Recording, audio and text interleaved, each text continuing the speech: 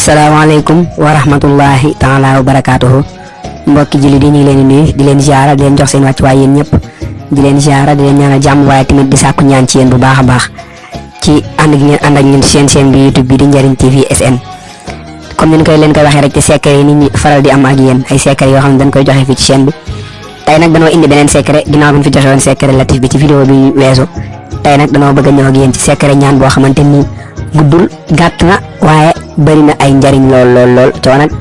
amul soxla bu mënta faj mom secret bi soxla bi ak nu mëna toll reey secret bi inshallah ku ko def yalla dina dogal ci kartanam soxla bobu aaja bobu yalla fajako yalla nak moy faj aaje yalla faj aaje yep waye manam ñaan gi ci soxla mom ñaan gi mom for na lol waaw ñaan gi mom amna doole trop inshallah ñaan gi nak ni lay démé sa kurus gi nga yor ni témèr la waaw kurus gi témèr per mo ci nek témèr nak bo ci moy juroom ñaar fuk 70 100 moins 70 30 mo fay dess da ngay jël 70 légui da ngay jël astaghfirullah